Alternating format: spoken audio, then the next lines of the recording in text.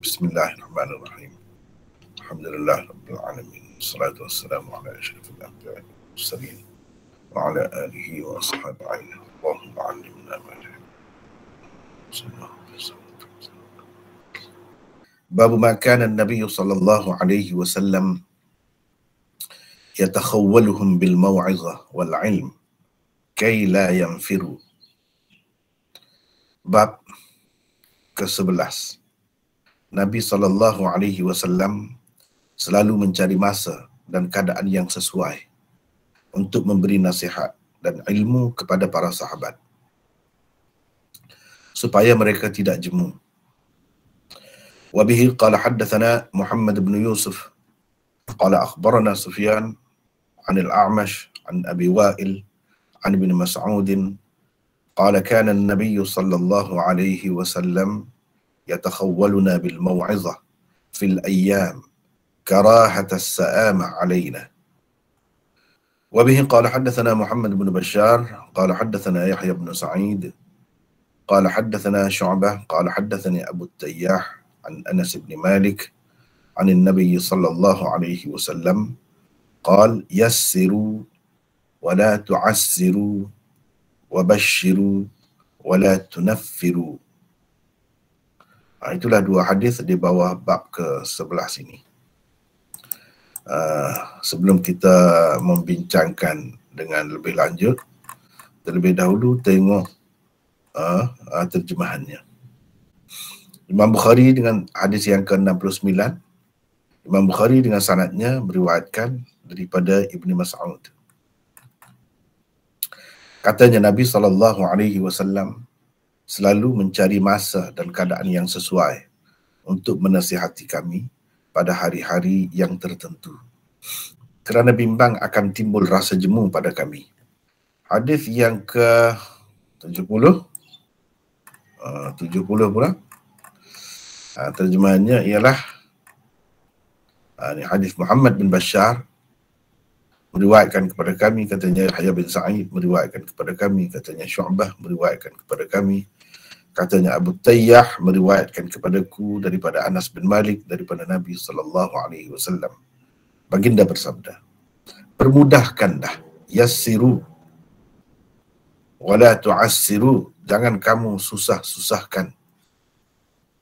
Gembirakanlah, yakni berilah, galakkan, janganlah kamu meliarkan, yakni orang dengan sesuatu yang tidak disukainya. Itulah dua hadis di bawah bab ke-11. Cara Bukhari biasalah seperti kita sedia maklum. Dia di bawah tajuk tu tak banyak hadis. Kadang-kadang hanya ada satu sahaja. Bahkan seperti bab ke-10 sebelum ini, tidak ada satu pun hadis di bawahnya. Hadis musnad tidak ada. Kalau ada pun biasanya 1-2 sahaja. Macam di sini bab yang ke-11, iaitu bab ma kana an-nabiy sallallahu alaihi wasallam yatakhawwaluhum bil mau'izah wal 'ilm kay la yanfiru. Ini bab ke-11, iaitu Nabi sallallahu alaihi wasallam yatakhawwaluhum, selalu mencari masa dan keadaan yang sesuai. Itu makna takhawul, mencari masa dan keadaan yang sesuai untuk memberi nasihat dan ilmu kepada para sahabat. Untuk memberi nasihat, dia tengok masa, tengok keadaan yang sesuai. Tidak kata nasihat saja setiap masa. Tidak. Supaya apa? Kaila yanfiru, supaya mereka tidak jemu. Supaya mereka tidak jemu, itu tujuannya. Tidak selalu memberikan nasihat. Demikian juga dengan ilmu. Adapun dalam hadis yang kita baca di bawah bab ini, dalam kedua-duanya tidak ada sebut pun ilmu. Tapi Imam Bukhari tambah di sini. Dalam tajuk bab ni dia tambah wal'in. Yang adanya mau'izah, takhawul itu ada. Tapi ilmu tak ada. Walau bagaimanapun Imam Bukhari tambah. Tambah itu apa yang dia faham lah. Dan dia nak mengajar kita, orang-orang lain juga yang membaca kitabnya. Begitulah caranya, sepatutnya kita gunakan untuk memahami sesuatu hadis, untuk mengambil pengajaran daripada sesuatu hadis. Tidak semestinya sesuatu perkataan itu tersebut di dalam hadis, tak mesti. Baiklah, bagaimana Imam Bukhari dapat menarik perkataan ilmu daripada hadis yang tak ada sebut perkataan ilmu? Itu kena bincang tajuk bab ni. Tajuk bab ni kita kena bincang. Di sini kita ada nota 147. Pada bab sebelum ini, Imam Bukhari telah menaikkan semangat para pembaca kitabnya dengan memberitahu betapa pentingnya ilmu sehingga ia diletakkan sebelum amal. Dan ia kelihatan seperti sesuatu yang mesti diusahakan setiap hari, sepanjang masa dan tanpa henti. Begitulah. Kalau kita tengok bab ke-10 dan sebelum ni, belajar ni kena bersungguh-sungguh lah. Sepenuh masa. Tak boleh berhenti. Seolah-olahnya setiap hari kena begitu. Barulah kita dapat ilmu. Tapi ini salah satu metod Imam Bukhari dalam penulisan kitab sahihnya. Kita akan dapati perkara yang macam ni, metod seperti ini selalu digunakan oleh Imam Bukhari di dalam kitab sahihnya ini. Iaitu bila dia nak tekankan tentang sesuatu, dia akan sebut sampai ke kemuncaknya. Sampai kita berasa tak mahu berhenti. Sampai kita berasa nak belajar tu tak mahu berhenti setiap waktu kalau boleh nak belajar. Sampai begitu. Tetapi Imam Bukhari cuba turunkan. Bila sampai ke puncak dia turunkan. Begitu cara dia. Begitu. Ini boleh dilihat benda ni. Kalau kita belajar Sahih Bukhari dengan betul, kita akan nampak metod dia tu. Bila dia sampai ke puncak, dia akan turun. Memang begitu pun tabi'i alam ini, keadaan kita ni. Bila sampai ke puncak, dia akan turun. Tidak kata sentiasa berada di puncak tu, penat. Penat. Begitulah metod Imam Bukhari apabila beliau ingin memberitahu tentang kepentingan sesuatu perkara. Ia diperjelaskan sehingga ke kemuncaknya. Dan setelah sampai ke tahap itu, beliau sendiri akan meredakan pula semangat yang memuncak itu dan menenangkan pembacanya dengan cara menyebutkan kelonggaran, keharusan untuk tidak melakukannya tanpa henti, adanya tanggungjawab lain, kadang-kadang yang lebih utama dan lain-lain. Dia akan mengingatkan kita kepada benda-benda lain. Maka kita jadi seimbang lah. Jiwa kita jadi seimbang. Tidak kata nak belajar, tak sedar dah keadaan yang lain. Kita ni isteri seseorang ke, suami seseorang ke, bapa kepada seseorang ke, ada keluarga ke atau tidak ada, tak nampak dia. Tak boleh begitu. Sebab semua itu tuntutan agama, menjaga hak-hak orang lain. Banyak lagi tanggungjawab kita. Selain daripada belajar, banyak lagi. Kadang-kadang itu, yang lain itu lebih perlu diutamakan. Dan kalau tidak kerana itu pun, kalau belajar tidak berhenti-henti, dia akan jadi jemu akhirnya. Ini penyakit yang teruk akan menimpa kita. Kalau kita buat tanpa henti. Jadi mesti ada kelonggaran, mesti ada masa rehat. Begitulah. Allah SWT buat kita ni begitu. Paling tidak pun dia jadi kita uzur, kita jadi sakit, jadi demam dan sebagainya. Boleh berlaku. Dan dengan sendirinya kita jadi berhenti. Pada bab ini Imam Bukhari memberitahu bahawa ilmu yang sangat istimewa itu tidak semestinya diusahakan setiap hari kerana ia akan menimbulkan rasa bosan, jemu, mengantuk, stres, resah, cemas dan macam-macam lagi gangguan emosi, kepada orang yang mahu mendapatkannya. Akibatnya mereka akan meninggalkan terus ilmu itu dan tidak mahu lagi belajar. Itu akibatnya teruk. Sehingga seseorang itu boleh jadi tak mahu belajar, letih belajar. Ini tak mahulah. Nabi SAW nak sesuatu itu dibuat secara berterusan. Itulah yang Imam Bukhari belajar daripada hadis Nabi SAW. Dan kita pun kena buat begitulah.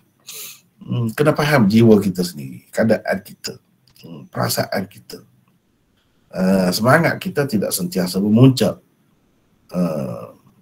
Sifat rajin itu tidak sentiasa ada. Kadang-kadang dia mari perasaan-perasaan yang bukan-bukan itu. Dengan sebab itu kita diajarkan bersederhana dalam segala perkara. Ini salah satu contoh Nabi SAW bersederhana walaupun dalam perkara yang sangat baik, seperti menuntut ilmu. Tajuk bab ke-11 ini terbahagi kepada 2 juzuk, 2 bahagian. Ini salah satu cara kita menganalisa tajuk bab Imam Bukhari. Kita kena tahu, kena pastikan tajuk bab ini terbahagi kepada berapa bahagian, ada berapa juzuknya. Kena pasti itu baru kita faham dengan betul. Jangan ingat satu tajuk itu dia satu tajuk begitu saja, tidak boleh dibahagi-bahagikan. Caranya seperti dalam Quran jugalah. Dalam satu ayat itu banyak perkara yang kita boleh bahagi. Pengajaran dia tu boleh kita bahagikan kepada beberapa juzuk setiap ayat itu. Untuk kita mengetahui sifat Allah di sini di hujung ayat. Innallaha sami'un basir misalnya. Sedangkan sebelum itu banyak dah pengajaran yang kita dapat daripada satu ayat. Jangan ingat satu ayat itu hanya memberi satu pengajaran sahaja. Jangan ingat begitu. Begitu juga dengan tajuk bab Imam Bukhari. Perlu dianalisa. Antaranya dengan kita memastikan tajuk bab ini ada berapa juzuk atau bahagian. Yatakhawwaluhum bil mau'izah wal ilm adalah bahagian pertamanya. Itu bahagian pertama. Bab ma kana Nabi SAW yatakhawwaluhum bil mau'izah wal ilm. Itu bahagian pertama. Bahagian ini dibuktikan oleh Bukhari dengan hadis pertama di bawah bab ini. Jadi cara Bukhari bila dia buat tajuk dia ada beberapa bahagian, hadis di bawahnya akan membuktikan kebenaran apa yang tersebut di dalam tajuk bab. Seseolahnya apa yang tersebut di dalam tajuk bab itu adalah dakwaannya. Dakwaan itu perlukan bukti dan buktinya dikemukakan dalam bentuk hadis. Itu cara Imam Bukhari. Itu metod dia tu. Bahagian ini dibuktikan oleh Bukhari dengan hadis pertama di bawah bab ini, iaitu hadis ke-69. Di dalamnya tersebut yatakhawwaluna bil mau'izah fil ayyam. Jadi bahagian pertama dalam tajuk bab itu dia ambil di situ. Dipetik daripada situ. Itulah asasnya. Yang Nabi SAW mencari masa dan keadaan yang sesuai untuk memberi nasihat kepada kami dalam hari-hari itu. Hari apa. Dia tidak kata setiap waktu duduk nasihat saja. Tidak begitu. Dia cari masa yang sesuai. Bahagian keduanya ialah kaila yamfir. Kenapa dibuat begitu? Kenapa Nabi SAW buat begitu? Dia tidak bagi nasihat tiap-tiap hari ataupun mengajar tiap-tiap hari. Kaila yamfiru, supaya mereka tidak jemu. Jadi hadis ke-70 adalah buktinya. Itu caranya. Hadis ke-70 tu bukti bagi bahagian yang kedua, iaitu dakwaan kedua Imam Bukhari yang dikemukakan dalam tajuk bab. Ini benda-benda yang seperti ini sangat menarik. Kalau kita fahamkan, barulah kita berasa kesenian Imam Bukhari. Seni dia, cara dia menyusun kitab dia tu, tajuk-tajuk bab dia tu. Dia bukan saja-saja. Dia memang ada kaitan dengan hadis lepas dia. Hadis yang dikemukakan di bawahnya. Walaupun di dalam hadis di bawah bab ini tidak tersebut perkataan al-ilm. Apa yang tersebut di dalamnya hanya al-mau'izah sahaja. Jadi macam mana pula Imam Bukhari ambil, daripada mana dia faham perkataan al-ilm ini sehingga dia tambahkan dalam tajuk bab itu. Kalau tajuk bab itu dakwaannya, dengan apakah ia buktikan dakwaan itu? Adakah dalam hadis? Dalam hadis tak ada. Jadi macam mana cara Imam Bukhari? Itu yang kita nak belajar. Namun Bukhari menambahkan perkataan al-ilm di dalam tajuk bab, memandangkan nasihat juga seharusnya berlandaskan ilmu. Ini asasnya. Tak boleh nak bagi nasihat yang berkesan, yang berguna ni kena ada ilmu. Kena berlandaskan ilmu, bukan nasihat ikut perasaan begitu saja. Kena guna ilmu. Nak kaunseling, nak apa pun kena ada ilmu. Kena tahu psikologi manusia. Itu berlandaskan ilmu. Atau di dalam al-mau'izah itu sudah pun terkandung makna ilmu. Bila kata bagi nasihat, dalam nasihat itu sendiri sebenarnya nasihat Nabi mesti mengandungi ilmu. Tidak ada nasihat Nabi itu kosong daripada ilmu. Tidak. Bahkan banyak perkara, banyak ilmu yang kita boleh dapati daripada nasihat-nasihat Nabi. Jadi ilmu Nabi ni bukan semestinya ada dalam satu majlis ilmu secara khusus. Kadang-kadang di celah-celah nasihat dia tu kita boleh dapat ilmu juga, banyak ilmu. Itu juga punca ilmu. Imam Bukhari nak ceritanya, itu juga punca ilmu. Jadi jangan kita ingat kalau dalam Quran dia sebutkan perumpamaan, perbandingan, itu semata-mata sebagai perumpamaan dan perbandingan. Jangan ingat begitu. Bahkan di celah-celahnya itu ada ilmu sebenarnya. Itu cara Imam Bukhari buat tajuk. Kenapa dia tambah al-ilm? Padahal ilmu tak ada. Itu caranya. Baiklah. Sekarang ni kita pergi kepada hadis 69. Tadi saya telah baca hadis ini, cumanya ada perawi-perawi yang belum kita temui. Jadi kita nak berkenalan dengan perawi-perawi itu.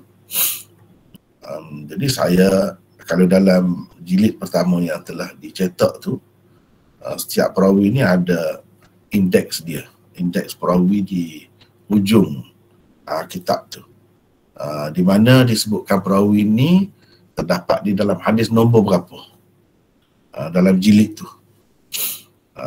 Ini termasuk kira-kiranya dalam jilid kedua lah pula. Dia ada juga tentang biodata rekas tentang perawi-perawi itu. Walaupun perawi-perawi Sahih Bukhari ini secara umumnya dah tak perlu kita bincangkan sebab dia sudah ditapis. Perawi-perawi itu kira-kiranya sudah betul-betul teruji lah. Perawi-perawi itu adalah perawi-perawi yang terpilih. Tetapi elok juga kita tahu tentangnya. Walaupun begitu, bukan dengan arti kita nak cari mana perawi dhaif di dalamnya untuk kita katakan hadis ini dhaif. Itu susahlah nak dapat dalam Bukhari. Tapi sebagai pengenalan, elok kita perkenalkan perawi-perawi itu walaupun hanya di satu tempat,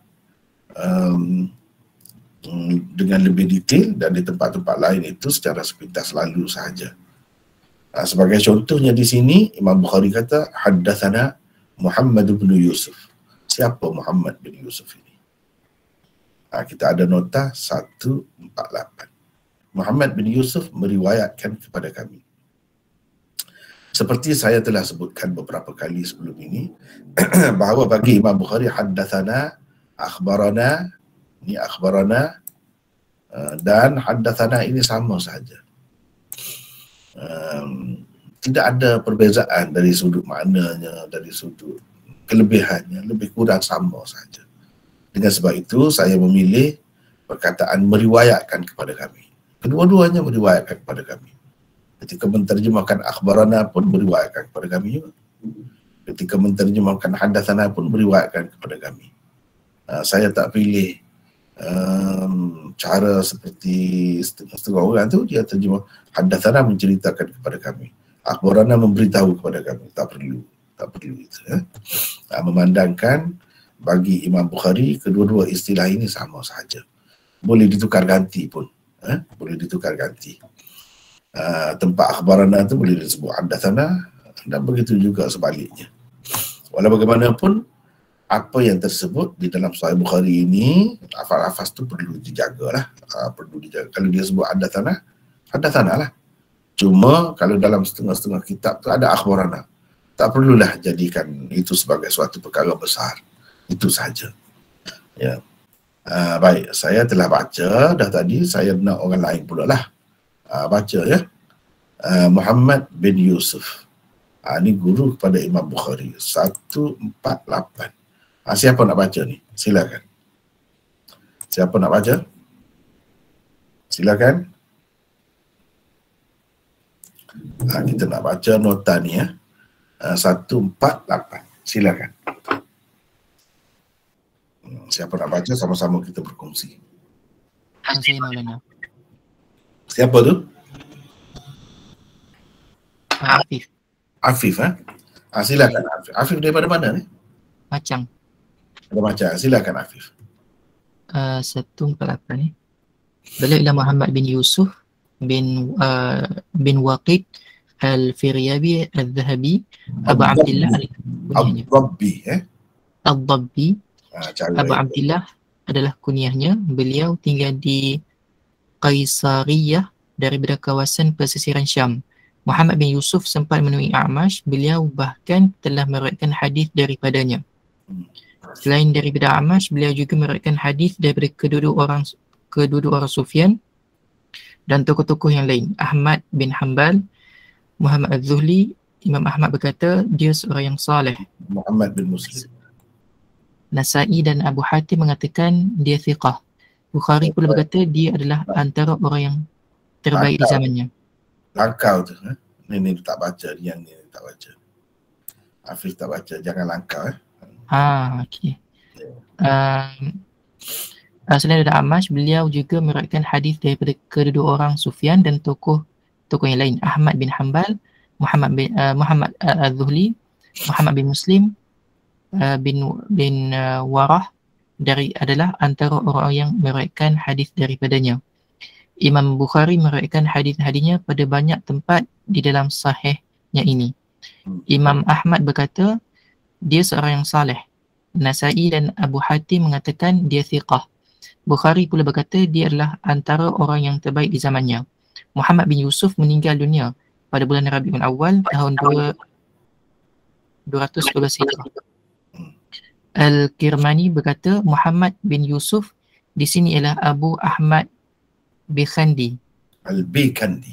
Bikandi. Itu adalah waham, kekeliruan beliau. Kerana Imam Bukhari apabila menyebut Muhammad bin Yusuf begitu saja secara mutlak, maka maksudnya tidak lain hanyalah Al-Firyabi. Walaupun Bukhari adalah ada juga meriwayatkan daripada Muhammad bin Yusuf Al-Bikandi. Jadi gini ya, kalau Imam Bukhari Muhammad bin Yusuf begitu saja, itu maksudnya secara mutlak. Dia tak sebut Al-Firyabi ke atau Al-Bikandi ke, maka maksudnya ialah Al-Firyabi. Walaupun Imam Bukhari ada juga meriwayatkan daripada Muhammad bin Yusuf Al-Bikandi, tapi kalau dia meriwayatkan daripada Muhammad bin Yusuf Al-Bikandi, dia akan sebut Al-Bikandi misalnya begini. Kalau dia tak sebut itu, maksudnya Al-Firyabi. Jadi kadang-kadang nama guru tu sama, cuma kita boleh tahu bezanya dengan mengetahui nisbahnya kepada Firyab ke ataupun Bikan. Itu semua nama tempat, nama tempat. Nama tempat. Jangan pula nama tempat ni jadikan nama anak pula, Firyabi pula. Biasalah orang kita ni nama Bukhari lah, padahal itu nama tempat.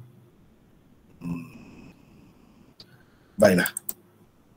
Muhammad bin Yusuf meriwayatkan kepada kami, katanya Sufyan saja disebut. Ini Ats-Tsawri ni tambahan saya. Sufyan. Sama juga bila sebut Sufyan ni siapa yang dimaksudkan. Cuba tengok ni 149. Afif baca lagi. Silakan. Kalau kau kata Muhammad bin Yusuf al-Firyabi meriwayatkan juga daripada hadis-hadis daripada Sufyan bin Uyainah, maka apa yang mentarjihkan Sufyan di sini ialah Sufyan al-Thawri. Jawabnya ialah walaupun Muhammad bin Yusuf al-Firyabi meriwayatkan daripada kedua-dua Sufyan, tetapi kalau dia menyebut Sufyan saja, maka maksudnya tidak lain hanyalah hanyalah al-Thawri. Seperti Muhammad bin Yusuf tadi, bila sebut gitu saja tanpa sebut nisbahnya, maka maksudnya Al-Firyabi. Begitu juga kalau dia sebut Sufyan sahaja, maka maksudnya Sufyan Al-Thawri.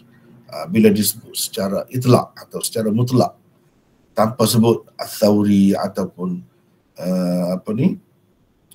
yang lain-lain, Sufyan Ibnu Uyainah tanpa sebut begitu, maka maksudnya ialah Sufyan Al-Thawri. Ini cara yang perlu kita kena tahulah. Itulah yang dikatakan metod seseorang pengarang itu. Kemudian meriwayatkan kepada kami daripada Al-A'mash. Ali Muhammad bin Yusuf meriwayatkan daripada Sufyan. Ada kalanya dia meriwayatkan daripada A'mash secara langsung, tapi hal kebanyakannya tidak secara langsung lah. Siapa A'mash itu? Ini tambahan saya lah. Sulaiman bin Mihran. Daripada Abi Wa'il, Syaqiq bin Salamah. Jadi nama-nama yang kita tak beri biodata itu sebab telah pun berlalu, sudah pun ada sebelum ini. Tak perlulah diulangi. Ya. Daripada Ibni Mas'ud. Ini nota seterusnya. Sila Afif baca yang ini lagi. Sambung lagi. Ibn Mas'ud adalah seorang sahabat yang telah lama menjadi murid Rasulullah SAW sejak dari Mekah hingga ke Madinah. Sentiasa bersama baginda dan sangat merendah diri kepadanya. Sentiasa bersedia untuk berkhidmat kepadanya sehingga beliau dipanggil Sahibul Wasadah dan Wisadah dan Sahibul Ni'lain. Suatu gelaran yang diberikan kerana beliau membawa bantal dan kasut atau selipar Rasulullah SAW ke mana-mana tempat baginda pergi, sehingga ada sahabat yang menganggapnya keluarga baginda. Abdullah bin Mas'ud keluar memberitahu kebenaran Islam di hadapan kaum musyrikin. Kerananya beliau dipukul sehingga pingsan. Setelah sedar dari pingsan, beliau keluar memberitahu sekali lagi dan dipukul pula sehingga pingsan lagi. Beliau dikenali sebagai seorang yang sangat alim di kalangan sahabat dan merupakan tempat rujuk mereka. Dari kalangan sahabat, Ibn Mas'ud merupakan rujukan utama mazhab Hanafi. Jadi ini antara kita kata keistimewaan Ibn Mas'ud. Ibn Mas'ud ini sebenarnya telah ada dah sebelum ni. Cerita dia dengan lebih detail.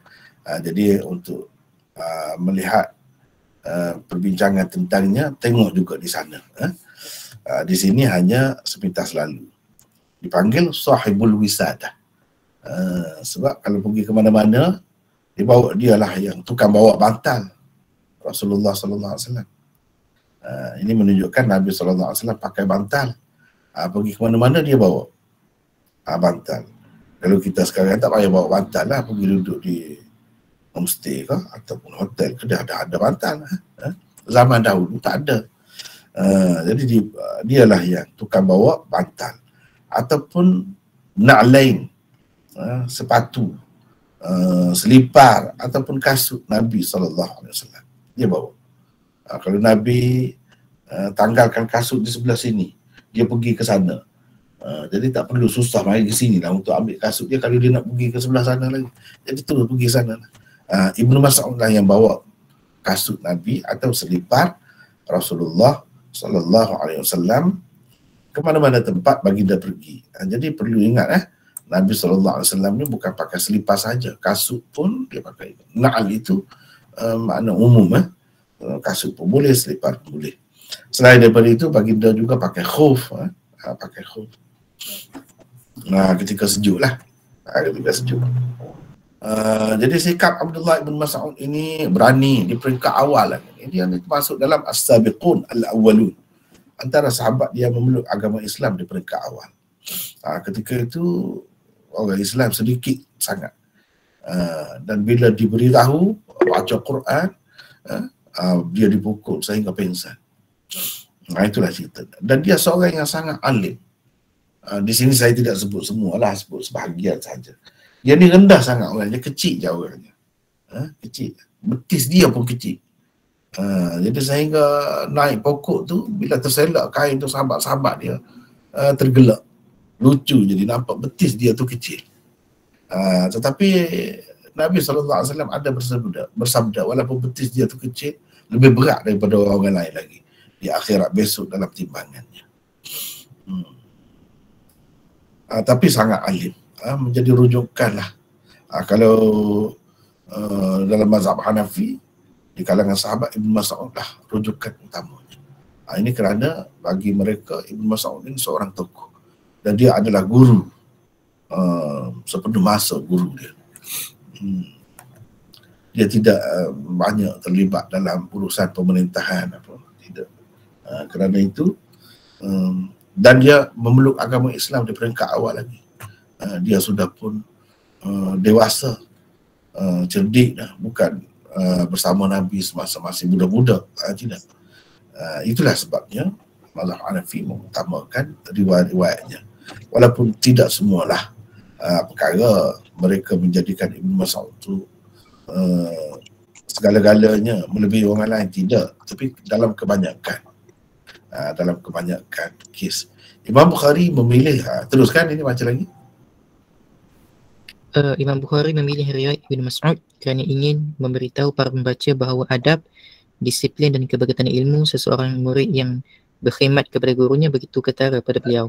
Kerana beliau kemudiannya telah menjadi seorang yang sangat alim dan rujukan umat. Jadi ini juga mengingatkan kita kepada keberkatan ilmu. Keberkatan itu diperolehi dengan beradab dan berdisiplin, terutamanya dengan guru. Ibn Mas'ud ini sangat menonjollah dalam perkara ini.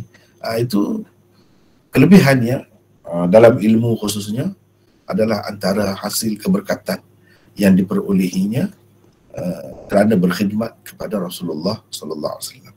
Antara khidmatnya seperti yang kita sebut tadilah. Kemudian Nabi sallallahu alaihi wasallam, katanya Nabi sallallahu alaihi wasallam selalu mencari masa dan keadaan yang sesuai untuk menasihati kami pada hari-hari yang tertentu. Jadi cari masa yang sesuai ni. Ini siapa pula nak baca? Saya boleh baca mana? Siapa ni? Hani. Hani. Silakan Hani baca. Hadis yang dikemukakan Imam Bukhari ini tidak mengandungi perkataan ilmu. Ia hanya menyebutkan nasihat dengan lafaz mau'izah sahaja. Imam Bukhari menyebutkan ilmu di dalam tajuk babnya sebagai kesimpulan yang difahaminya dari hadis. Kerana nasihat dan pengajaran itu juga merupakan sebahagian daripada ilmu. Nasihat itu juga mestilah berasaskan ilmu pengetahuan yang nyata dan bukan dari khayalan fikiran semata-mata. Perkataan mau'izah asalnya digunakan untuk nasihat yang boleh membuatkan seseorang yang dinasihati menangis kesedihan. Perkataan ini telah diguna juga oleh Allah di dalam Al-Quran. Antaranya dalam firman Allah Subhanahu wa taala berikut, "Ud'u ila sabili rabbika bil hikmati wal mau'izatil hasanah." Bermaksud, serulah ke jalan Tuhanmu wahai Muhammad dengan hikmat, kebijaksanaan dan nasihat pengajaran yang baik. Surah An-Nahl ayat 125. Nasihat akan mengingatkan pelajar tentang matlamat dan tujuannya mempelajari sesuatu ilmu, menaikkan semangat, mengukuhkan ingatannya untuk setiap sesi pembelajarannya.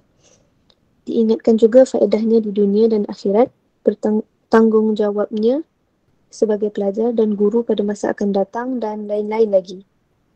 Begitulah cara Rasulullah SAW mendidik sahabat-sahabatnya, tidak hanya semata-mata ilmu sahaja.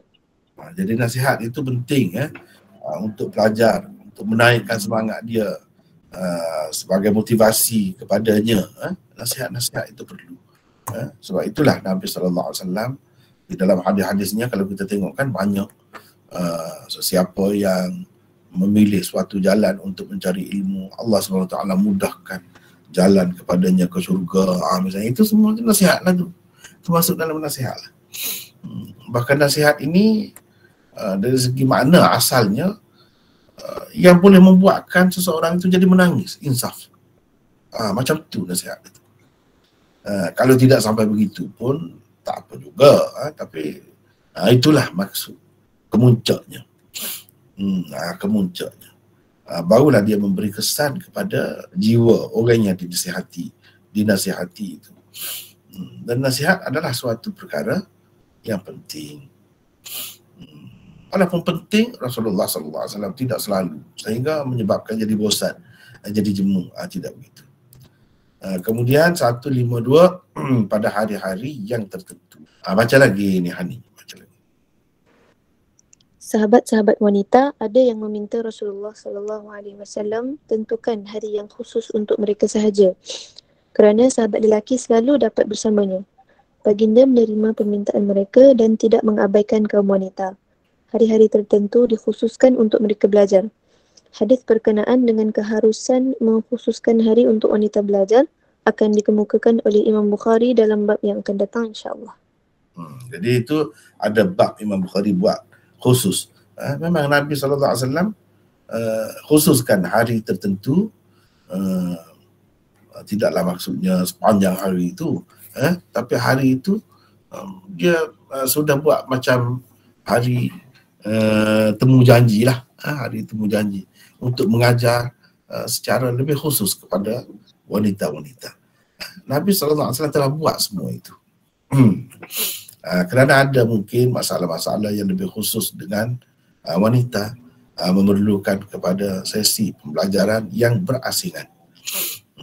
Dan itu dilakukan. Baiklah, 153. Kenapa Nabi SAW cari masa dan keadaan yang sesuai itu dan menentukan hari-hari tertentu, kerana bimbang akan timbul rasa jemu pada kami. Tetapi sebenarnya pilih hari-hari tertentu ni untuk umum, bukan mana kepada pelajar yang khusus. Misalnya orang yang belajar di sekolah misalnya, ataupun peringkat universiti, itu perlu tiap-tiap hari, tak jadi masalah itu, sebab memang dia sepenuh masa dah, memang telah berikan masa untuk belajar. Itu berbeza keadaannya. Bahkan kalau lama-lama sekali jadi jemu pula, lama-lama sekali jadi terlupa pula, tidak memantapkan ilmu. Ini maksudnya untuk umum. Untuk umum tidak perlulah tiap-tiap hari, tidak perlu tiap hari. Tapi kalau pelajar itu pelajar yang khusus, memang tidak menjadi kesalahan.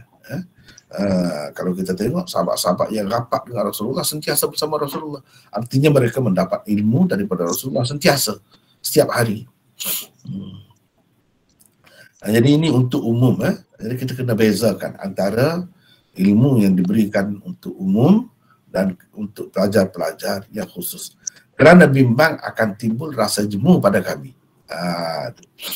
Untuk orang awam, untuk umum, kalau kerap sangat belajar itu jadi jemu.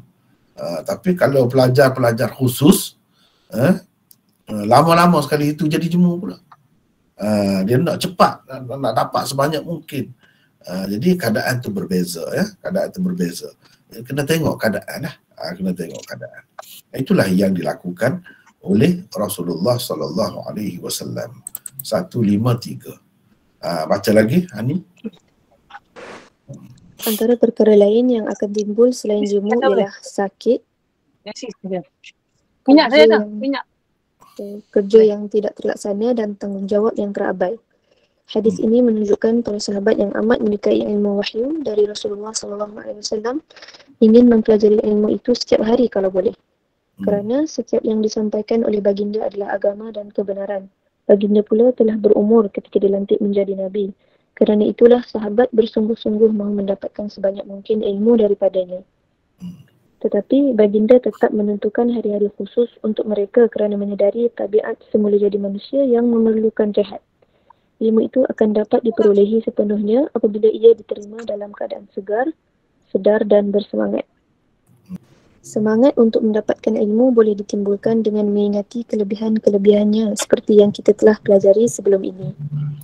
Jadi antara perkara yang boleh menimbulkan semangat seseorang itu untuk belajar banyaklah. Itu sebahagiannya kita telah pelajari sebelum ini, dalam bab-bab sebelum ini. Itulah antara maksud ataupun pengajaran di sebalik hadis ke-69. Kemudian kita pergi pula kepada hadis yang ke-70. Muhammad bin Bashar meriwayatkan kepada kami, katanya Yahya bin Sa'id. Ini Al-Qattan, ini yang saya tambah lah. Meriwayatkan kepada kami, katanya Syu'bah meriwayatkan kepada kami, katanya Abu Tayyah meriwayatkan kepadaku. Jadi kalau kepadaku ni, makna Syu'bah ni dia kata Abu Tayyah meriwayatkan kepadaku. Maknanya ketika Abu Tayyah menyampaikan hadis ini, Syu'bah saja yang ada dalam majlis itu. Mana dia seorang saja yang terima hadis ini daripada Abu Tayyah. Bukan ramai-ramai dalam majlis ramai, bukan. Tetapi secara rasmi juga, itulah yang dikatakan haddatsani Abu Tayyah daripada Anas bin Malik. Baiklah, hadis ini seperti sebelum ini, mana-mana perawi yang belum kita bertemu lagi akan diperkenalkan. Antaranya Muhammad bin Bashar. Hani, boleh baca lagi? Boleh. Silakan. Beliau ialah Muhammad bin Bashar bin Uthman ibn Daud ibn Kaisan al-Abdi al-Basri al-Nassaj. Kunyahnya Abu Bakar dan laqabnya ialah Bundar. Laqab makna gelaran, panggilan. Abu Bakar ini nama panggilan, kunyah. Laqab ini nama gelaran, iaitu Bundar. Kadang-kadang dalam kitab hadis disebut haddatsana Bundar. Jadi siapa Bundar? Dialah. Teruskan. Bun dalam bahasa Farsi bererti buku tulis atau buku catatan. Dar pula bererti empunya atau yang mempunyai. Beliau digelar begitu kerana mempunyai buku-buku catatan hadis yang dicatatnya dengan amat teliti. Imam Az-Zahabi di dalam Tazkiratul Huffaz menyebutkan Bundar seorang hafiz besar dan imam. Beliau ialah seorang alim hadis di Basrah, teguh dan kukuh dalam riwayatnya. Muhammad bin Bashar tidak mengembara dan merantau ke mana-mana untuk mencari ilmu semasa hayat ibunya, semata-mata untuk berkhidmat kepadanya. Beliau baru merantau untuk mencari ilmu setelah ibunya meninggal dunia. Muhammad bin Bashar atau Bundar telah menerima hadis daripada Mu'tamir ibn Sulaiman, Gundar, Yahya ibn Sa'id dan perawi-perawi yang seangkatan dengan mereka. Ramai sekali tokoh-tokoh hadis menerima hadis daripadanya. Kata Abu Hatim, Muhammad bin Bashar adalah saduq. Al-Ijli pula berkata, beliau thiqah, banyak meriwayatkan hadis. Di dalam kitab Tauhid, Ibn Khuzaimah berkata, haddatsana imamu ahli zamanihi fil ilmi wal akhbar Muhammad bin Bashar. Bermaksud, imam orang-orang di zamannya dalam ilmu dan hadis, Muhammad bin Bashar meriwayatkan kepada kami. Kata Az-Zahabi, pendapat orang-orang yang mendhaifkan Muhammad bin Bashar tidak perlu diambil kira. Para ulama kemudiannya berijma' tentang boleh berhujjah dengan hadis-hadis yang diriwayatkannya. Menurut Imam Bukhari dan lain-lain, Muhammad bin Bashar meninggal dunia pada bulan Rajab tahun 252 Hijrah.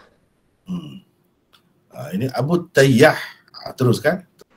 Abu Tayyah, nama sebenarnya ialah Yazid ibn Humaid. Beliau mendengar hadis daripada sahabat-sahabat seperti Anas dan Imran ibn Husain. Dari kalangan tabi'in pula, ramai sekali tokoh yang menjadi punca riwayatnya. Imam Ahmad berkata, dia thiqah dan teguh. Ali ibn Madini pula berkata, dia seorang yang terkenal dan thiqah. Abu Tayyah merupakan perawi 6 kitab utama hadis dan kitab-kitab hadis yang lain. Beliau meninggal dunia pada tahun 128 Hijrah. Jadi ini tentang Abu Tayyah. Siapa itu Abu Tayyah? Abu Tayyah disebut oleh Imam Bukhari dengan kunyah. Ini kunyah. Nama sebenarnya seperti kita baca tadi. Meriwayatkan kepadaku, siapa kata ni? Syu'bah kata. Abu Tayyah meriwayatkan kepadaku daripada Anas bin Malik, daripada Nabi SAW. Baginda bersabda, permudahkanlah. Permudahkanlah. Ini kita nak, saya nak, kalau boleh orang lain lah pula baca ya. Siapa nak baca pula? Silakan, siapa nak baca? 156 ini. Saya nak baca, Maulana. Siapa ni? Saya Ridwan dari Kuala Kubu Baru. Ya, silakan Ridwan. 156. Termasuklah dalam urusan agama, janganlah kamu susah-susahkan urusan agama, kerana ia akan menyebabkan orang bukan Islam lari dan membenci ajaran Islam. Janganlah kerana menganggap orang-orang musyrikin itu najis, maka kita tidak mahu menghampiri mereka sehingga mereka tidak mendapat ajaran Islam lantaran kejumudan kita. Jadilah hukama apabila menyampaikan ilmu, iaitu dengan cara memperjelaskan setiap hukum bersama-sama hikmah di sebaliknya, alasannya dan dalilnya, sehingga orang bukan Islam dapat menerimanya walaupun dari sudut akal sahaja dulu. Perincian mazhab yang susah-susah boleh dibincangkan. Perincian mazhab yang susah-susah boleh dibincangkan kemudian setelah ia memeluk Islam. Apa yang perlu diutamakan dan dipermudahkan ialah kepercayaan tauhidnya. Jadi ini sekejap sekejap Ridwan. Jadi yassiru, permudahkan. Permudahkan ini baca lagi teruskan. Lepas tu kita bincang. 157. 157. Dua ayat, permudahkanlah dan jangan kamu susah-susahkan. Ini kelihatan sama dari segi maksudnya. Imam Nawawi berkata, dikatakan begitu kerana maksudnya ialah supaya dilakukan secara berterusan dan tidak hanya sekali sahaja. Kerana ayat perintah pada umumnya menunjukkan apa yang diperintahkan itu sekurang-kurangnya mestilah dilakukan sekali atau memang dikehendaki sekali sahaja. Tetapi apabila dibawakan ayat larangan yang sama ertinya dengan perintah tadi, maka ia menunjukkan perintah itu mestilah dilakukan secara berterusan. Ilmu yang disampaikan dengan cara yang susah akan menimbulkan rasa jemu, malas dan tidak suka. Tidak mengapa menggunakan teknik yang mudah dan ringkas untuk menyampaikan sesuatu ilmu, asalkan maksudnya sampai sepenuhnya dan sesuai dengan penerimanya. Aisyah radhiyallahu anha meriwayatkan bahawa Rasulullah sallallahu alaihi wasallam sentiasa memilih cara yang paling mudah jika diberikan pilihan. Wa ma khuyira baina amrayn illa ikhtara aisarahuma. Bermaksud ikhtara aisarahuma. Bermaksud tidak diberi pilihan kepada beliau sallallahu alaihi wasallam antara dua perkara melainkan dipilihnya yang lebih mudah. Hadis riwayat Bukhari dan Muslim. Firman Allah Subhanahu wa taala, yuridullahu bikumul yusra wa la yuridu bikumul usr. Yang bermaksud dengan ketetapan yang demikian itu Allah menghendaki kamu beroleh kemudahan dan dia tidak menghendaki kamu menanggung kesukaran. Surah Al-Baqarah ayat 185. Ada juga ilmu yang kesukarannya lebih disukai, terutama kepada pelajar-pelajar yang sudah mempunyai kelayakan dan kemahiran. Kerana pada kesukaran itu terdapat cabaran. Dalam keadaan itu tidak perlulah sesebuah kitab itu diringkaskan, malah ia perlu disampaikan sepenuhnya. Kerana kajian yang mendalam dan penelitian yang saksama jua yang akan memberikan kepuasan kepada para penuntut di peringkat itu. Sebagai contohnya, pengajian Sahih Bukhari, kesukaran dalam pembelajaran sesuatu ilmu boleh jadi berpunca daripada sukatan pelajaran yang tidak sesuai dengan tahap pelajarnya. Boleh jadi juga kerana pengambilan pelajar yang tidak memenuhi syarat, dan boleh jadi juga kerana peperiksaan yang terlalu susah untuk lulus. Semua keadaan itu boleh menyusahkan pelajar menimba ilmu. Jadi sekejap ya Ridwan. Jadi sini ni yassiru wala tu'assiru. Ini ni dua prinsip yang sangat besar dalam agama Islam. Bukan dalam bab belajar ilmu sahaja, tidak. Dalam urusan agama, kehidupan beragama juga begitu. Dalam kehidupan beragama juga begitu. Dikehendaki kita ni pilih yang mudah. Selagi tidak haram lah. Sebab itu dah ada dalam hadis yang lain, selagi tidak haram. Selagi tidak haram, kalau kita pilih yang mudah tidak menjadi kesalahan. Bahkan itulah yang dilakukan oleh Rasulullah SAW seperti hadis yang kita kemukakan tadi. Wa ma khuyyira baina amrayn illa ikhtara aisarahuma. Nabi akan pilih yang lebih mudah. Sama ada untuk dirinya atau untuk orang lain. Lebih-lebih lagi kalau untuk orang lain. Begitulah caranya kita sebagai seorang Islam. Kalau kita tengok cara mudah macam mana? Cara mudah macam mana? Yassiru, permudahkan. Jangan kita susah-susahkan. Wala tu'assiru. Misalnya kalau kita nak bawa ajaran Islam, kalau kita tengok di mana-mana kawasan lah dalam dunia ni, cuba kita perhati. Ini termasuk dalam kebijaksanaan ulama kita lah dalam sejarah. Cuba kita perhati. Kenapa orang-orang di Malaysia ni umumnya bermazhab Syafi'i? Dibawakan mazhab Syafi'i. Kenapa? Sebagai contohnya. Kerana antara sebab utama lah. Antara perkara utama yang tidak disebut, tetapi sebenarnya kalau diperhati kita akan nampak. Sebab misalnya kita Indonesia, Malaysia ni sekeliling kita ni laut. Kita banyak bergantung hidup dengan makanan laut banyak. Jadi kalau pakai mazhab Hanafi agak tidak sesuai di situ, menyusahkan. Terutama jadi peringkat awal ketika orang-orang berdakwah, menyeru umat Melayu kita, orang Malaysia ni kepada Islam. Kalau dia bawa mazhab Hanafi, sukar. Mungkin ada yang keberatan untuk masuk Islam. Sebab kalau dalam mazhab Hanafi, makanan laut yang boleh dimakan hanya ikan. Ikan saja. Kan itu jadi susah tu. Jadi dalam hal-hal macam ni pun kena ambil kira. Apabila kita berdakwah, kena ambil kira benda tu. Dan itu yang memang diambil kira oleh ulama-ulama kita. Kalau negara-negara di tempat-tempat yang jauh daripada laut, macam di China, macam di India, tengah-tengah, itu banyak mazhab Hanafi. Dan dia di situ pula banyak binatang-binatang ni, seperti kambing, biri-biri dan sebagainya. Makanan laut ini tak apa, dia tidak bergantung hidup dengan makanan laut. Jadi kalau ikan saja pun tak jadi masalah kepada dia. Tapi kalau dalam masyarakat kita, susah tu. Begitu juga kalau kita nak, ini dalam kaitan dalam konteks mazhab lah kalau kita tengok. Kalau kita nak bawa Islam kepada masyarakat yang makannya bebas, seperti orang-orang asli lah, kalau kita kata orang-orang asli, macam-macam makan dia, kera, beruk, makan semua makanan dia,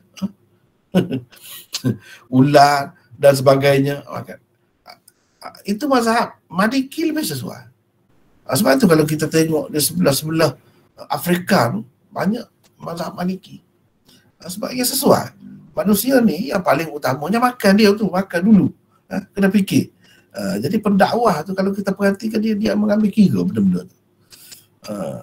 Dengan sebab tu di sebelah sana makanan ini terlalu terbuka, dan itu sebenarnya mazhab Malik. Mazhab Malik memang terbuka banyak, jauh lebih terbuka daripada mazhab lain dari segi makanan ini.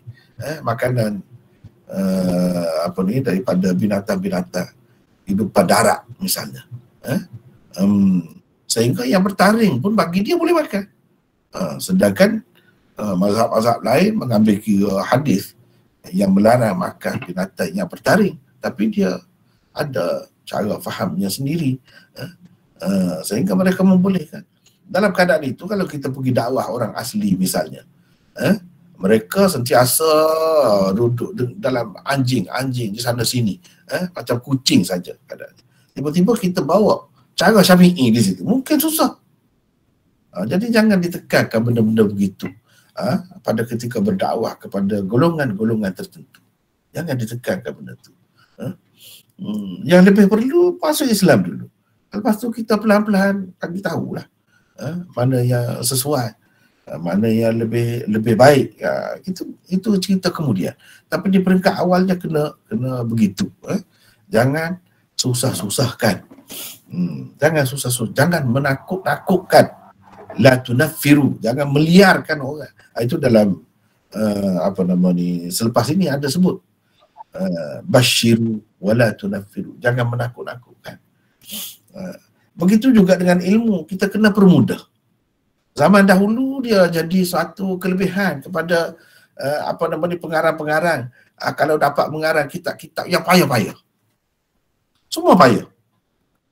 Kalau kita belajar, saya ada pengalaman lah, belajar semua payah. Fiqh pun payah, nahwu pun payah, mantik pun payah, semua payah. Payahnya di sekitar cara penyampaian dia.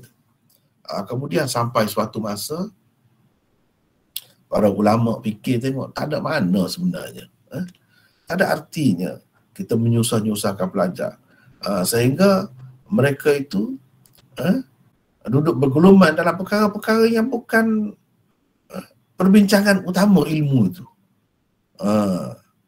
Kalau orang yang belajar di pondok lah zaman dulu, dia akan apa? Semuanya pergi ke nahwu.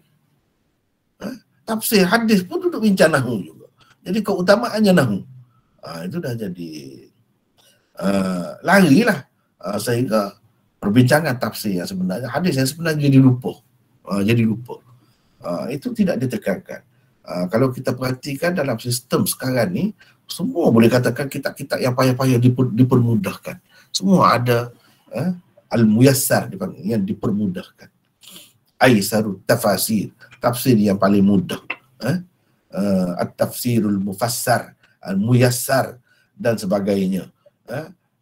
Ilmu-ilmu yang payah-payah itu pun dipermudahkan, sehingga jadi semua orang jadi tertarik. Adapun dulu dengan nama tu pun dah takut dah. Jadi itu sebenarnya tak sesuai. Semata-mata nak menyatakan kehebatan seseorang tu disusah-susahkan kitab itu. Jadi orang tak sampai kepada maksud sesuatu ilmu itu dengan sepenuhnya. Dia hilang punca kerana duduk bincang benda lain pula. Inilah satu masalah. Tapi sekarang ni alhamdulillah, zaman kita ni banyak cara mudah, dan cara mudah ini terutamanya dalam sistem pengajian barat sangat ketara. Mereka suka yang mudah. Itu yang betul. Nabi SAW pun nak macam tu. Itu yang betul. Sebab itu kitab-kitab kita pun dah banyak sekarang ni dipermudahkan yang payah-payah tu. Begitulah cara guru-guru pun untuk nak meningkatkan pengetahuan pelajar, dia kena cari jalan yang mudah. Cari jalan yang mudah. Jangan susah-susahkan. Menyebabkan jadi orang takut juga. Menyebabkan orang jadi jemu, bosan. Jadi bukan sahaja kekerapan itu diambil kira, dilihat. Sukar dan payahnya sesuatu bidang ilmu itu pun menyebabkan jadi orang tak mahu juga. Menyebabkan orang lari juga. Tak mahu belajar juga. Dengan sebab itu, kalau kita ambil contohlah sebagai ilmu falsafah, orang tak minat. Sebab apa? Cara dia susah. Tetapi buku-buku falsafah pun sekarang ni banyak sudah dipermudahkan. Jadi itu lebih menarik orang ramai lah kepadanya. Jangan susah-susahkan. Dalam urusan agama, dalam urusan pembelajaran, pengajaran pun sama. Kena yassiru, permudahkan. Jangan susah-susahkan. Jadi kalau kita susah-susahkan, boleh jadi orang musyrikin, orang-orang yang bukan Islam itu, ini dalam konteks dakwah, tak mahu kepada Islam. Sebab apa susah kalau Islam? Dia kata kalau yang perempuan itu kena tutup habis, dia tak biasa, tutup muka, mata pun tak nampak. Kalau masuk Islam, jadi kerana benda tu dia tak mahu. Janganlah sampai begitu. Sepatutnya kita kena bawa Islam yang mudah. Kena cerita yang tudung mesti kena tudung aurat, tapi muka tu tak mestilah. Jadi lebih ringan sikit kita kata. Itu lebih mungkin menarik dia, tidaklah menyebabkan dia jadi liar. Begitu. Begitu juga jangan kita berfahaman sempit, sehingga dalam Quran kata orang musyrikun itu najis, maka kita tidak mahu menyentuh, tak mahu bersalam dengan orang musyrikin dan sebagainya. Ini semua menyebabkan mereka liar, jauh daripada Islam. Dengan sebab itu kita kena permudahkan. Begitu juga apabila kita mengajar hukum, kena bagi tahu hikmat dia, barulah jadi menarik, baru jadi menarik. Kalau semata-mata cerita haram saja, tak cerita apa hikmatnya, apa alasannya, apa dalilnya, maka itu semua menjemukan.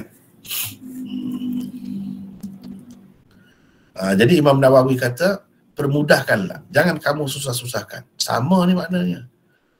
Kenapa begini? Dia kata, permudahkanlah, itu perintah. Perintah ini pada dasarnya sekali saja pun sudah memadai. Tetapi bila disebutkan lawan dia, jangan kamu susah-susahkan di dalam ayat yang sama, maka ia memberi arti perintah itu dikehendaki supaya diamalkan sentiasa. Itu apa yang difahami oleh Imam Nawawi.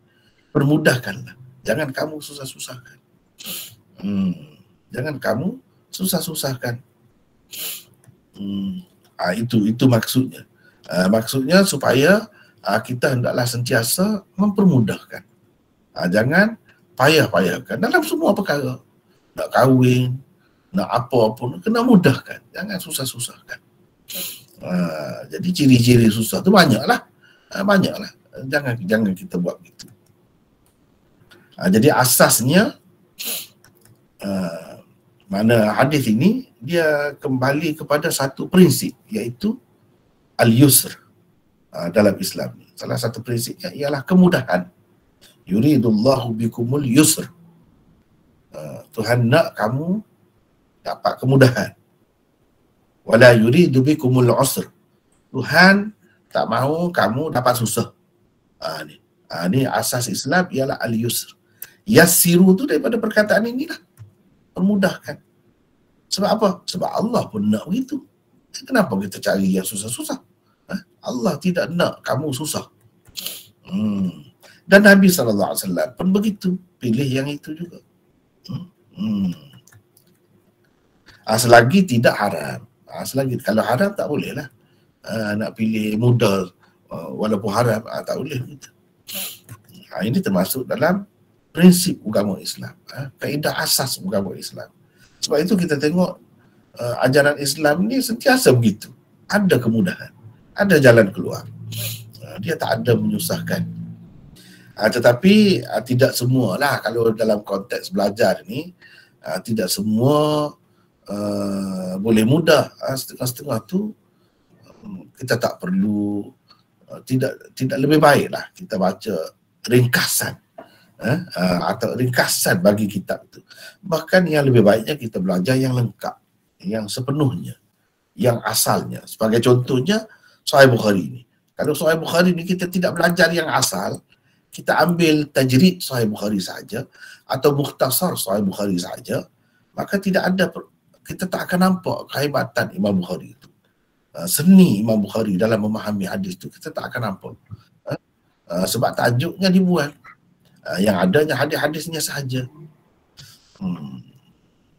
Dan hadisnya sekali saja disebut. Sedangkan Imam Bukhari ulang banyak kali, itu ada maksud dia sendiri, yang tersendiri. Dengan sebab itu, tidak semua tempat perlu dipilih jalan yang mudah. Jadi sesuai dengan keadaan lah. Kalau peringkat tinggi, peringkat yang lebih mendalam, perlu kepada yang detail lah. Perlu kepada detail lah. Kemudian 158 mana ni? Gembirakanlah, basyiru, berilah galakan, wala tunaffiru, jangan kamu liarkan manusia. Jadi di sini siapa baca tadi? Ridwan. Ya. Sila baca lagi, sambung lagi. Ilmu 158. 158. Ilmu mestilah disampaikan dalam keadaan yang menggembirakan, ceria dan menimbulkan rasa suka. Antara caranya ialah dengan menjanjikan hadiah, membuat ujian, melantik pelajar memegang jawatan-jawatan tertentu, memberikan tugasan yang membuatkan pelajar tidak berasa kekosongan dan tidak berguna apa yang dipelajarinya, dan lain-lain cara lagi.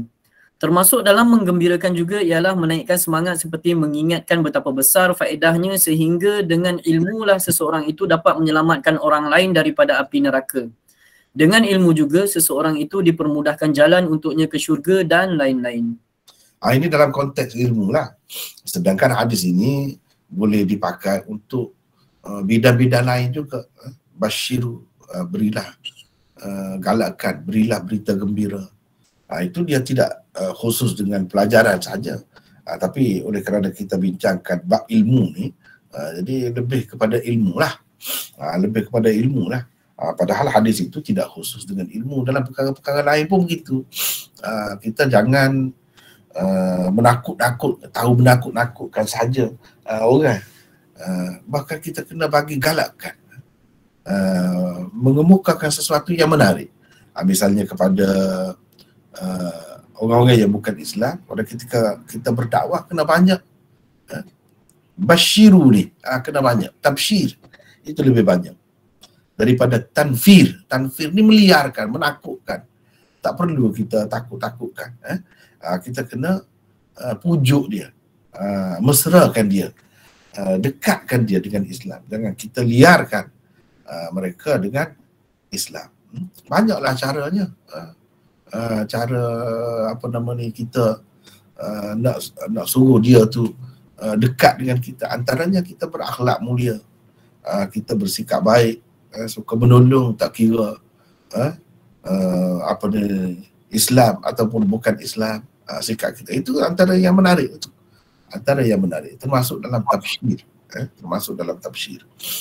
Sebab itulah Nabi SAW melalui hadis-hadisnya, Allah SWT juga di dalam Al-Quran selalu memberikan tabsyir itu. Kalau kamu menjauhkan diri daripada dosa besar, Allah akan hapuskan dosa-dosa kecil kamu. Itu satu berita gembira lah tu. Berita gembira. Begitu juga Nabi SAW kata Islam ini merobohkan yahdimu ma kana qablahu, kesalahan-kesalahan atau dosa-dosa yang dilakukan oleh manusia sebelum dia Islam. Kalau masuk Islam, jadi hapus dosa-dosa yang lepas. Itu semua tu galakkan. Perkara-perkara yang menarik orang kepada Islam. Itu dalam konteks dakwah. Kalau dalam bab ilmu, begitu juga. Cara menggalakkan kalau budak-budak dengan bagi hadiah dan sebagainya, ada latihan, ada apa, itu semua tidak menjemukan. Dan kita menggalakkan dia, mendorong dia supaya lebih minat lagi dengan ilmu. Teruskan Ridwan, teruskan lagi 159. 159. Sikap guru yang terlalu sibuk dengan kerja, rumah tangga, terlalu garang, bermuka masam, menyampaikan ilmu dengan cara yang menjemukan dan menimbulkan rasa mengantuk, bersangka buruk kepada pelajar adalah antara sikap yang menyebabkan murid menjadi liar dan culas sehingga meninggalkan ilmu yang pada asalnya dicari.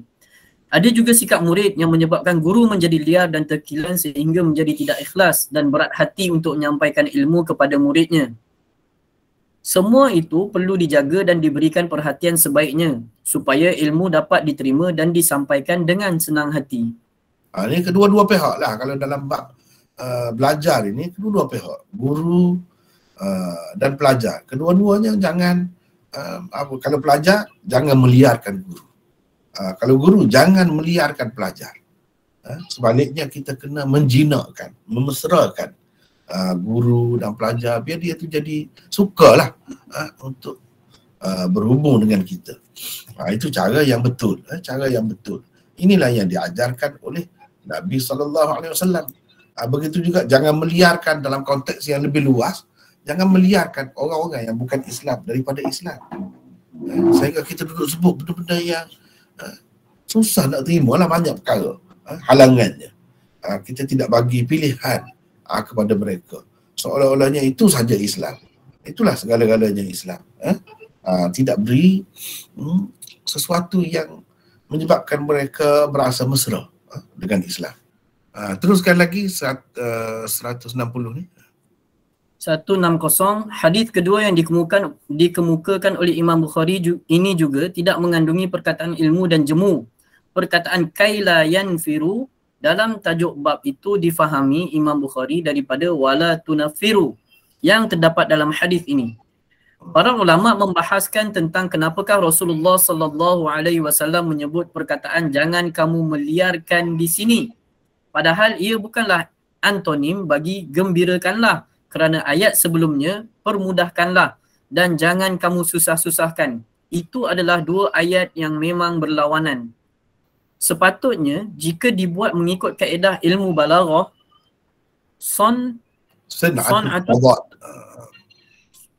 tadad, maka seharusnya dibawakan ayat basyiru wala tunziru, gembirakanlah dan janganlah kamu berikan ancaman. Syekhul Hind Maulana Mahmudul Hasan berkata, tidak tepat jika guru hanya memberikan berita gembira, kata-kata yang baik dan pujian sahaja. Tidak boleh ia memberikan apa-apa ancaman, teguran atau celaan terhadap pelajarnya. Kerana pelajar-pelajar memang tidak sama. Ada yang rajin tanpa perlu diberikan apa-apa ancaman dan ada yang tetap bersikap malas walaupun dirotan dan diancam. Hadis ini tidak melarang daripada memberi ancaman selagi ia tidak meliarkan seseorang pelajar daripada ilmu, kerana itulah tujuannya. Kadang-kadang apabila terlebih menjinakkan pelajar dengan pujian dan pujukan, ia menjadi semakin liar dan lari daripada ilmu. Guru yang bijaksana mestilah dapat membezakan antara pelajar-pelajarnya dan dapat menyesuaikan caranya dengan mereka. Maulana Anwar Shah Al-Kashmiri pula berkata, hadis ini menganjurkan kita supaya bersederhana kerana orang yang tidak merasa ada apa-apa ancaman adalah orang yang rugi.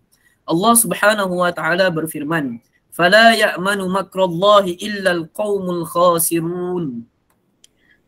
Bermaksud kerana sebenarnya tidak ada yang merasa aman dari rancangan buruk, iaitu balasan azab yang diatur oleh Allah itu melainkan orang-orang yang rugi. Surah Al-A'raf ayat 99. Tidak boleh juga tidak ada harapan langsung. Firman Allah Subhanahu wa taala, "Innahu la yai'asu min rauhillahi illa al-qaumul kafirun." Yang bermaksud sesungguhnya tidak berputus asa dari rahmat dan pertolongan Allah itu melainkan kaum yang kafir. Surah Yusuf ayat 87. Prinsip bersederhana perlu dipakai juga walaupun dalam pengajian. Bersesuaian dengan tajuk bab Imam Bukhari yang mengisyaratkan kepada kesederhanaan dalam pembelajaran dan tidak terlalu berat sehingga menjemu dan menyusahkan. Tidak juga terlalu ringan sehingga tidak diendah dan dipedulikan. Jadi maksudnya mengikut apa yang difahami oleh Maulana Anwar Shah Kashmiri ini, maksud Imam Bukhari buat tajuk ni ialah nak memberikan gambaran kesederhanaan dalam menuntut ilmu juga perlu diutamakan. Jadi kesederhanaan itu perlu ada pada semua tempat, termasuk dalam belajar juga. Jangan kita terlajak. Jangan kita terlajak sebab perbuatan terlajak itu dia boleh menimbulkan rasa jemu dan bosan. Lambat laun akan menyebabkan seseorang itu meninggalkan apa yang asalnya dicarinya. Jadi kenalah bersederhana. Ini bukan bermakna tak boleh nak bagi ancaman langsung, seperti kata Syekhul Hind itu, boleh bagi ancaman, tapi janganlah sampai meliarkan terus, lari terus, tak mau terus, jangan sampai begitu. Itu pun kepada pelajar yang diperlukan ancaman, tidak semua perlu diberikan ancaman. Jadi ini semua kena pandai-pandai lah, guru tu kena pandai-pandai. Jadi tajuk bab ini lebih kepada kita kata guru tu, sikap guru yang bijaksana macam mana, iaitu guru yang pandai melihat murid dia. Kalau murid tu orang awam, orang umum, jadi tak bolehlah lebat-lebat sangat, banyak-banyak sangat bagi ilmu, setiap hari nak bagi ilmu, tak boleh. Mereka ada kerja-kerja lain, tanggungjawab yang lain, jadi kena faham hakikat itu. Adapun kalau pelajar tu memang sepenuh masa dah pergi nak belajar, tinggalkan rumah tangga dia, keluarga dia, pergi nak belajar, memang nak belajar, itu tidak salah kalau tiap-tiap hari, sepanjang hari duduk belajar, duduk sibuk dengan ilmu, itu adalah yang terbaik sebenarnya, itu yang terbaik. Jadi hadis ini bukan nak mengajar kita di pusat pengajian pun kena buat begini, tidak. Ini untuk umum, untuk umum. Adapun untuk pelajar khusus tidak begitu, tidak begitu. Tiap-tiap hari lebih mereka suka lagi. Tiap-tiap hari lebih mengingatkan lagi pelajaran itu. Kalau ada latihan, ada pelajaran yang baru, itulah yang lebih baik. Ini sebenarnya nak menggambarkan kebijaksanaan guru. Dan Nabi SAW dia bukan mengajar tu dalam sekolah, di tempat pusat pengajian khusus, bukan. Yang dia hadapi macam-macam sahabat-sahabat dia tu, macam-macam. Jadi apa yang kita boleh belajar daripada bab ini dan hadis-hadis di bawahnya ialah guru itu mestilah seorang yang bijaksana. Dia kena pandai tengok keadaan, tengok pelajar-pelajar dia tu, macam apa latar belakangnya. Itulah secara ringkasnya bab ke-11 ini yang kita bincangkan hari ini. Bab ke-11. Di bawah ni ada 2 hadis. Hanya sekadar itulah dulu untuk kuliah ini. Kita akan rehat sekejap dan selepas ini akan sambung lagi dengan kuliah 99 usul insya-Allah. Wallahu a'lam. Assalamualaikum Maulana. Waalaikumsalam warahmatullahi. Perkara ini amat sinonim dengan masyarakat Melayu Islam kita. Ya. Dikatakan belajar agama tinggi, banyak ibadat, sampai satu tahap mengalami masalah mental. Kita biasa dengar gila isim. Yang dia sampai mengamuk, mencedakan orang. Lepas tu tengah mengamuk tu dia berzikir, beratik. Apakah sebenarnya ilmu yang dikatakan tu, yang dia pelajari macam tu? Ilmu ni termasuk dalam ilmu dunia. Ilmu dunia ni kita dapatlah sebagaimana yang disebutkan, ada kelebihannya, katakanlah ilmu pelimunan, jadi tak nampak, taklut misalnya. Dia dengan mengamalkan amalan-amalan tertentu, tidak semestinya yang diamalkan itu benda salah, boleh jadi ayat-ayat Quran sendiri juga, tetapi kalau tak kena gaya, amalan-amalan tu dia boleh menyebabkan orang tu jadi rosak begitu. Itu bahaya tu. Itu ada sudut-sudut bahaya. Sebab itu dia kena berhati-hati dalam mengamalkan, orang panggil ilmu dunia. Itu dalam istilahnya dipanggil ilmu dunia. Apa yang berlaku hasil daripadanya itu bukan keramat. Bukan keramat. Siapa saja yang mengamalkan ilmu tu dia akan dapat. Orang yang mengamalkan ilmu salah, ilmu orang minyak misalnya, dia amalkan ilmu yang salah, dia pun jadi tak nampak juga. Pada pandangan orang dia gaib juga, tetapi salah. Dan itu bukan keramat, bukan perkara yang mencari adat, kerana Allah SWT memuliakan itu, mulia di sisi Allah orang itu, bukan kerana tak mesti. Sami-sami pun ada juga benda-benda pelik begitu. Itu termasuk dalam istidraj, bukan karamah, dan ia boleh dicapai dengan mengamalkan amalan-amalan tertentu yang dipanggil ilmu dunia.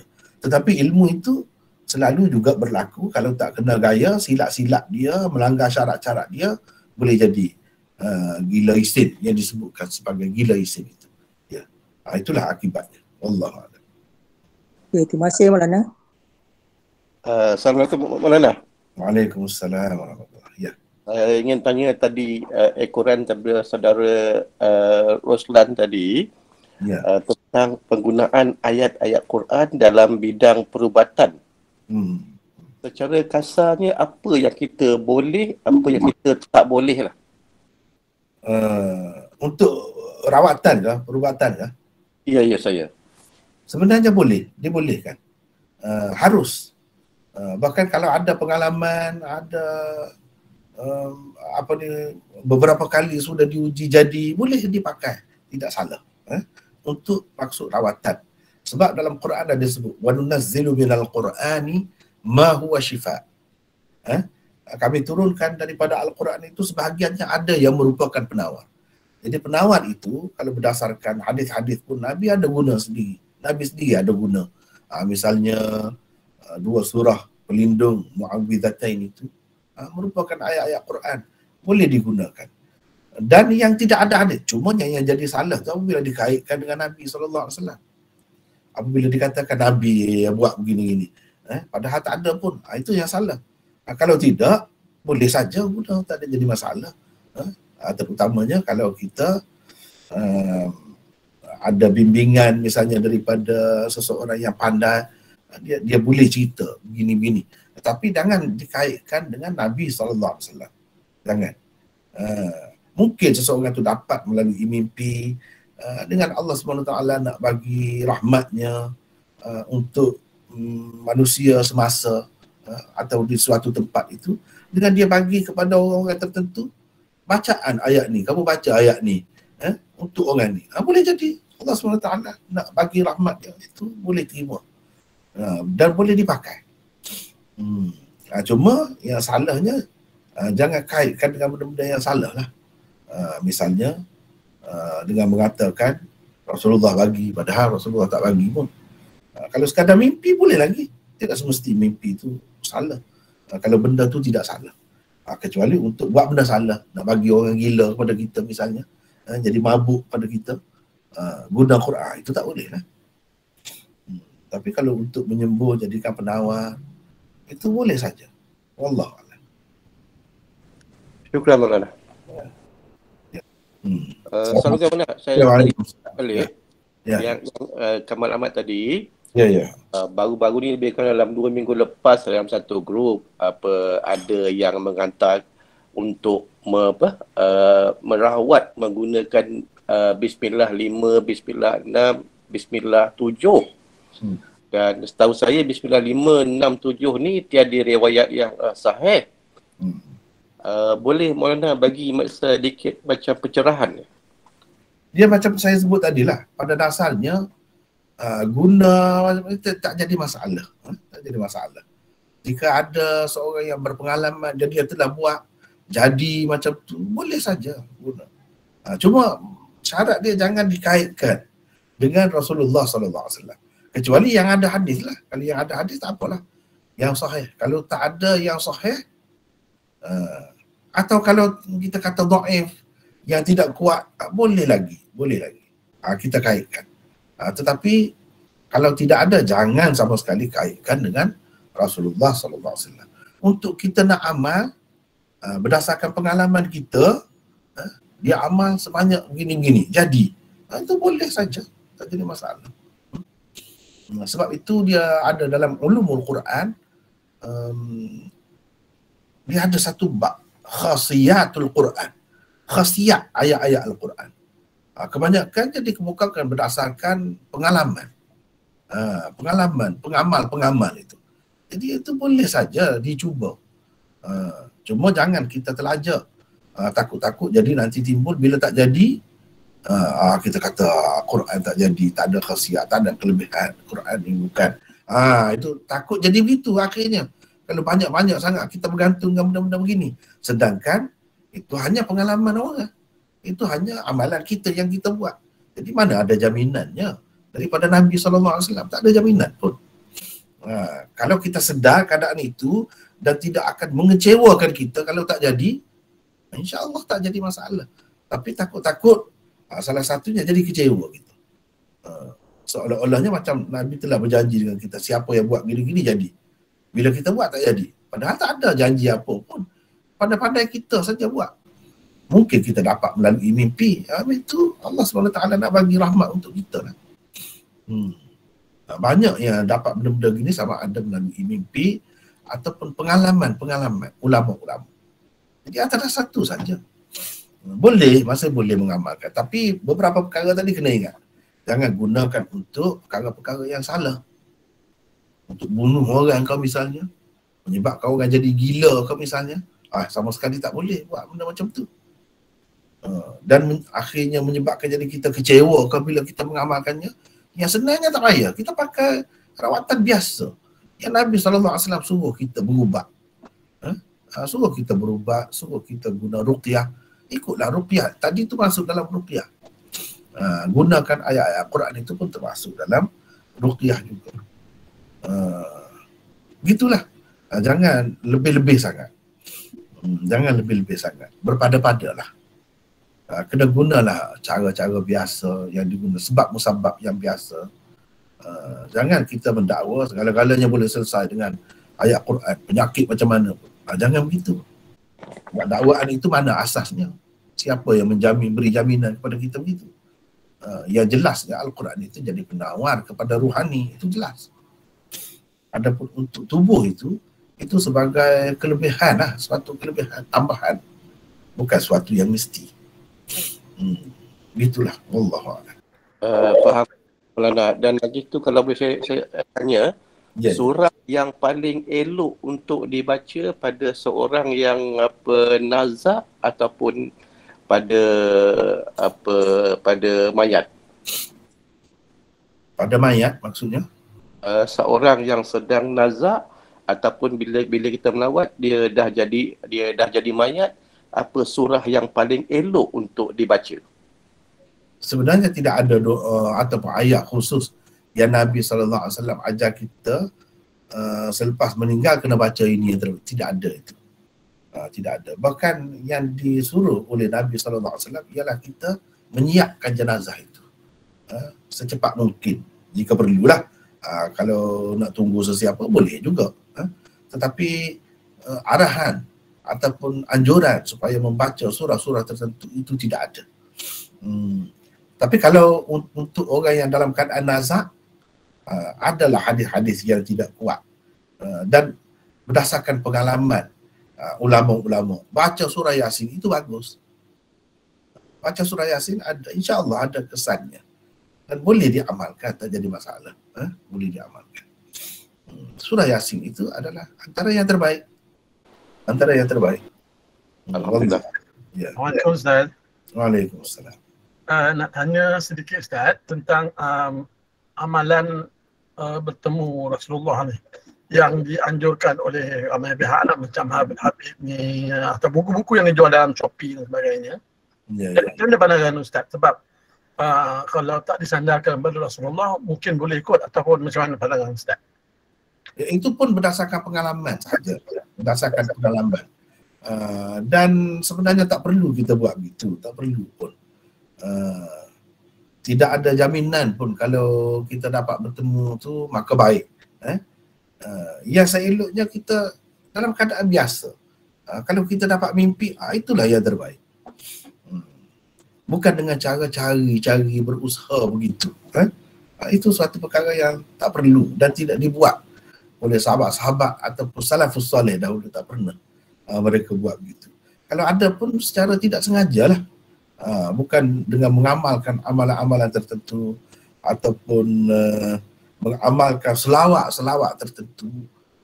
Tetapi nak kata tak boleh, tidak juga. Itu suatu yang harus. Boleh begitulah. Cumanya yang mendukacitakan sekarang ni dia jadi macam lain. Orang berbangga-bangga pula dengan bertemu dengan Nabi, macam-macam pula dakwaan. Bukan sekadar bertemu dalam mimpi, bertemu secara jaga pula, macam-macam pula timbul fitnah yang lain. Dengan sebab itu saya rasa tak perlulah diikut sangat arus itu. Walaupun kita usaha baca sesuatu untuk betul-betul, itu tidak salah, tidak salah. Tapi kebimbangan itu ada sebab setengah-setengah pihak tu mendakwa bahkan dapat bertemu secara jaga begini. Kalau secara jaga kita bahaya tu. Takut-takut kita nak yang baik dapatnya ujian daripada Allah pula. Yang boleh menggugat iman kita, tak pasalah kita kata tak cari penyakit. Yang sebenarnya tak payah amal itu. Amalkan yang Nabi suruh. Tak pernah Nabi suruh amalkan sesuatu supaya bertemu dengan dia, tak pernah. Maknanya itu bukan suatu kelebihan pun. Bukan suatu kelebihan pun. Dengan sebab amalan itulah. Tapi kalau kita dapat mimpi tanpa amalan itu, memang ada kelebihan. Mimpi bukan bertemu dengan jaga. Itu tak benar, itu tak betul, itu mengarut. Jadi begitulah. Pada pandangan saya jangan diikutlah trend itu ataupun angin masyarakat yang terlalu beria-ria sangat nak benda-benda macam itu. Padahal benda-benda lain yang jelas arahan Nabi tidak dibuat, anjuran Nabi tidak diikut, sunnah Nabi bahkan dilanggar. Hadis Nabi tak kisah, yang macam mana pun tak peduli. Apa makna semua tu? Untuk bertemu dengan Nabi untuk apa kalau macam tu? Yang tadi yang kita kena jaganya sebenarnya, walaupun tak bertemu dengan Nabi pun, itu mesti kita kena jaga. Yalah, sekadar tu. Wallah. Terima kasih Ustaz. Boleh satu soalan lagi Maulana? Ya. 2-3 minggu lepas saya ada ikuti kuliah Maulana dalam Facebook lah di iPad-C tentang kitab Sahih Bukhari juga. Tentang makmum yang mendahului imam. Oh ya. Cuma kita perhatikan di masjid-masjid berlaku makmum contohnya masa nak rokok jadi makmum buat slow motion untuk rokok tu. Imam belum rokok habis lagi tapi dia buat slow motion, dia nak rokok. Tu kira macam mana Maulana? Slow motion dulu ke macam mana? Maknanya dia turun slow tapi dia tak rokok sepenuhnya lagi. Lepas tu baru imam rokok sepenuhnya baru dia jadi maksudnya selepas imam habiskan Fatihah, dia ready, dia nak slow-slow nak rokok tapi imam belum rokok lagi. Dia mendahului lah. Kira macam mendahului tapi dia tak rokok sepenuhnya lagi. Tak boleh. Ikut mana-mana pun tak boleh. Ikut mana-mana pun tak boleh. Mesti kena ikut imam. Ikut itu sama, kita dah sebutkan sama ada muqaranah ataupun muaqabah. Dua cara. Sama ada hampir-hampir bersama ataupun setelah imam betul-betul telah melakukan sesuatu rukun itu, baru kita turun, baru kita buat. Imam Bukhari pilih yang kedua. Itu bagi dia yang lebih baik. Saya rasa sekadar itulah dulu untuk hari ini ya. Sekadar itu dulu. Wallahu a'lam.